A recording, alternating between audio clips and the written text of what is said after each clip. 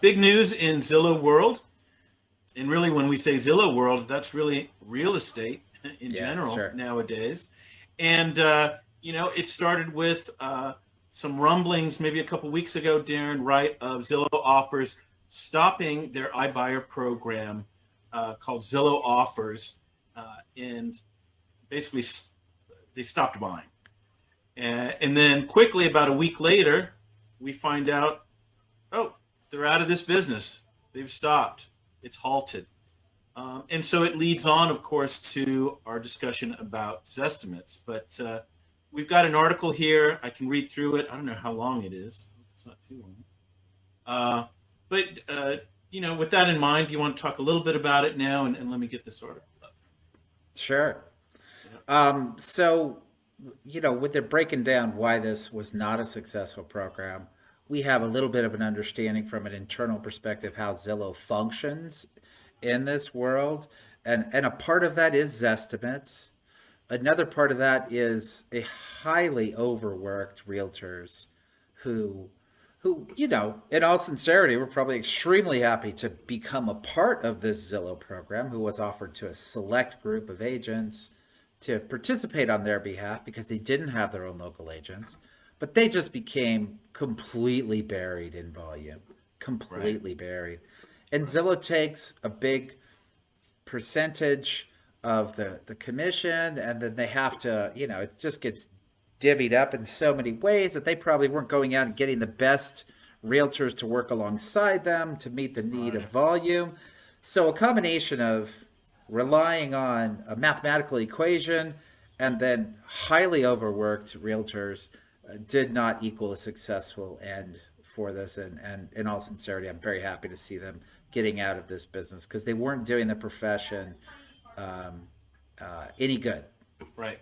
Well, a lot of repercussions from this. I guess for me, and what I put in our email that just went out was, uh, I think this definitely reflects them pulling out of their own iBuyer program and stopping it. It reflects on the longer Zestimates, which a lot of people have relied on. Not real estate agents, hopefully, for the most part. A lot of people value their home based on Zestimates. And here we see that Zillow themselves, it failed them, their own data, Right. in a lot of ways here. So that's the real warning, I think, for the larger population of real estate owners. Careful with Zillow, and trust more in your agent, I would say. Yeah, I mean, Um, for 10 years, we've called it an entertaining tool if you're not serious about selling. right, And in reality, I don't think that position of ours has ever changed. right. There's absolutely no way a mathematical equation can determine the value of a property and understand all the components involved Yeah. to come up with an accurate value. Well, here, let me go through this opinion piece. I put it on the chat. I believe you've got a couple free reads on inman.com for those of you that want to go to this opinion piece. But it's titled Zillow Offers Collapse is Proof of the Zestimates Inaccuracy. Zillow's decision to shut down its iBuying business is more than just a response to the volatility of the Zestimate, but rather an indication that technology can't solve everything. For almost 2 decades, real estate professionals have been told they will be disintermediated by technology innovation. Zillow's decision to stop its own iBuying operations is more than just a response to the extreme volatility of the Zestimate and their inability to accurately forecast prices. It's a recognition that real estate investing, real estate brokerage, and mortgage are fraught with problems that technology companies seldom encounter. When Zillow first launched in 2006, I wrote several columns citing the inaccuracy of this estimate. As a result, Zillow founder Rich Barton invited me to join him for lunch at the 2007 Real Estate Connect to discuss Zillow's business model in more depth. And at that meeting, Barton shared the following. Zillow's business plan was to rely on its advertising platform as their primary source of revenue. Concerns that Zillow is competing with brokers were unfounded. Instead, their goal was to work as a partner to real estate companies. Barton also told me that Zillow launched its estimate tool because that's all we had at the time. Wow. We went on to say, he went on to say the original inaccuracy of the Zestimate tool, an average of 7.2%, would improve as Zillow collected more data. Zillow stood by that promise until they launched their iBuyer program, Zillow Offers, which they first piloted in 2017 as Zillow Instant Offers. At that point, there were no longer advertisers. They were no longer advertisers. They were now competing directly with agents to obtain the listing. In January 2021, Zillow launched its brokerage operation to streamline their iBuying process. They hired salaried agents to work with sellers who were seeking a cash offer from Zillow Offers. Zillow Home was the broker of record. According to The Real Deal, Zillow made this decision to grow their revenue. When they initially launched the iBuying business in 2017, no one anticipated the pandemic, the labor shortages, and the severe problems in the supply chain that impacted Zillow's ability to rapidly purchase, update, and then sell their iBuyer inventory. The result had undermined the accuracy of their Zestimates. On a recent earnings call with investors, Barton stated, "Our observed error rate has been far more volatile than we thought possible." Wow, what is this? Like you said, 14 years later, he says this. He later admitted that fundamentally we have been unable to predict future pricing of homes to a level of accuracy that makes this a safe business to be in. Zestimates, a thorn in the side of realtors since 2006. Since their launch in 2006, Zillow estimates have been a thorn in the side of agents, and for good reason. One of the most common objections agents still face today is, "But Zillow says my house is worth more." Unfortunately, very few agents know how to successfully defend against this estimate. One clever agent I interviewed back in 2007 overcame the Zillow objection by saying, "I don't give estimates, I give exactimates." Today, the best approach is to quote the values generated by other AVMs, automated value models, including HomeSnap, Realtor.com, and the Chase Home Value Estimator Evaluator. You could also include offers from iBuyers such as Opendoor. When you present sellers with different AVM values, they are usually confused as to which value is correct. At that point, take out your CMA and explain how you arrived at your price based upon your square footage, CMA, and local market knowledge. Anything to talk about there, man, since we've gone through part of the article? No, it's all good. Okay, all right. I know you'll unload later as well. Well, cheers from the Inman community. After struggling with the Zillow objection for 15 years, the Inman community welcomed Zillow's admission that their estimates were no longer accurate due to extreme market volatility. Michael Scoffner summed up the mood like this. "What? You mean you can't rely on his estimate? Shocker." Yawn. You got to admit that the irony in this failure is epic. What's unclear at this point, however, is did Barton only refer to predicting future value, not the present value? The problem is with properties sometimes selling for 10 to 30% over asking price, predicting the price where they will sell now has become problematical for almost everyone. What Zillow didn't say. Over and beyond market volatility and supply chain issues, Zillow's foray into iBuying and becoming a brokerage has resulted in headaches that may have played an additional role in their decision to abandon their iBuyer program.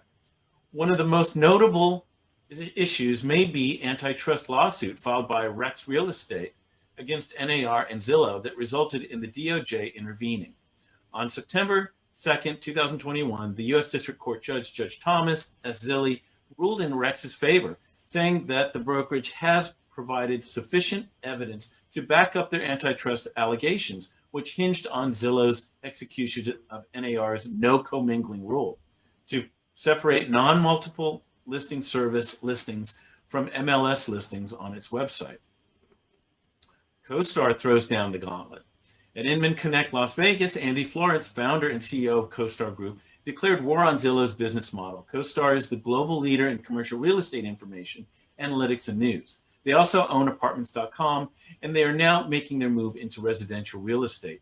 In a thinly veiled reference to Zillow, calling them Zilter, Florence drew a parallel of what it would be like if Zilter did to your for sale sign what they do digitally to your listing online. He explained it like this. So we just put our sign on the front lawn and the Zilter van pops up.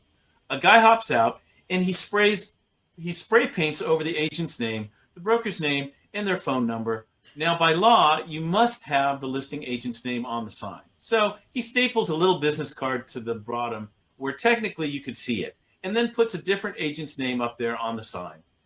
What this guy has done is to hijack the listing. Florence continued the analogy. The listing agent, who is now really mad, drives off to a showing. When he turns around, however, the dude who sprayed over his sign is now sitting in the back seat, tracking where all his showings are. This is a reference to the fact that Zillow recently acquired Showing Time. Bad for both consumers and agents. Based upon his interviews and focus groups with buyers from all over the company, Florence is convinced Zillow's model doesn't serve the consumer well. Moreover, when a consumer hits that button on Zillow, they're starting a relationship with a number 5 robocaller in the United States. Florence went on to say, if they touch that button, they'll get shocked with robocalls and texts. It's a horrible environment. The buyer also wants to be able to talk to someone knowledgeable about the property, not a robocall center. That experience doesn't work for the buyers, and it doesn't work for the agents. The agents obviously do not like having to pay for leads that used to come to them automatically. The CoStar's model will direct listing leads to listing agents, not to buyer's agents, who is paying a portal for premium placement. The war is on. In early 2022, CoStar will begin competing head-to-head against Zillow in New York City. CoStar has purchased Homes.com, which will compete with Zillow.com, and HomeSnap, which will compete with Zillow's agent products. Zillow currently has a huge strategic advantage over CoStar with consumers. According to Statista, as of October 4th, 2021, Zillow is the leading real estate and rental website in the United States with 36 million visits a month. Barton's decision to drop the Zillow Offers program and allocate his resources in their core model is a smart move given that CoStar is going on the attack. In the meantime, Zillow now have a powerful way to counteract Zillow estimates when they price properties. Agents now have a powerful way. It will be fascinating to see if CoStar can successfully prevail against Zillow. Popcorn, anyone. And then there are a bunch of comments here from obviously agents. So, but yeah, man, unpack some of that. What are your thoughts on all that? There's so much going on here. Well, Zillow has been a disruptor since it came onto the market. They very quickly became the leader in contacts and what we call, on online eyeballs. They were just 36 million a month is insane. Nobody competes with them with those numbers. So they had the advantage in every field they move into, unless they don't do it with knowledge and boots on the ground. I think, they talked about one of the things that went wrong was COVID. Well, nothing happened during COVID, but prices rose during COVID, so they can't use COVID as an excuse on price points as far as their value. They exceeded expectations and still do to this day. Where they did go wrong is not having boots on the ground. And this is a trend in real estate that I don't like at all. Real estate, there are segments of real estate led by Zillow here that have become removed and very corporate. Now, there have always been corporate brokerages, national brokerages that have merged and gotten even bigger and bigger. But it was always about the agent on the ground connecting with the consumer, and working it out. That's not this model. So what may have caught them off guard here was what we just spoke about, which is why these two are tied together here, and that is they were not aware that the construction market was shifting while they were in the middle of tens of thousands of construction projects. Right. They weren't getting that data, and they couldn't be on the ground to go source that better and fix the problem. And they just got too big. They're right. They can't predict the future of real estate. So being too big makes it easier to collapse. It's a slow moving market, but you're always evaluating it from from looking at the past, there are not a lot of there are indicators that can try to predict the future, but they can turn on a dime if something goes wrong.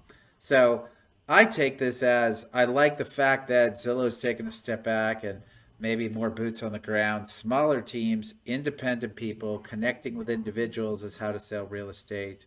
And there's always going to be those that want to sell it without that. And it's great that they have a tool to do so. But there will be shortcomings, there will be inefficiencies, there will be inaccuracies without having local knowledgeable people. And that's where Zillow ultimately fell short. Yeah. Yeah. Well, that's the short of it. Like you said, they have 7,000 homes now to sell as they get out of this business.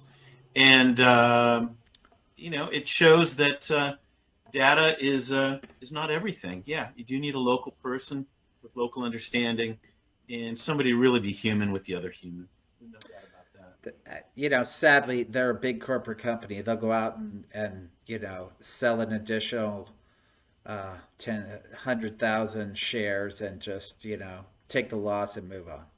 Yeah. Shareholders in the end are the ones who will suffer for that loss from the corporate level. Right. The stock's already gone down tremendously. It will probably go down a little more before it comes back. Yep. Yep.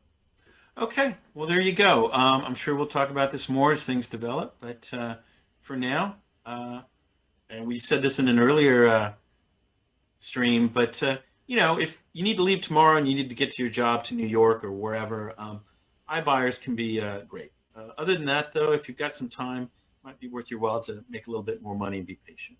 So.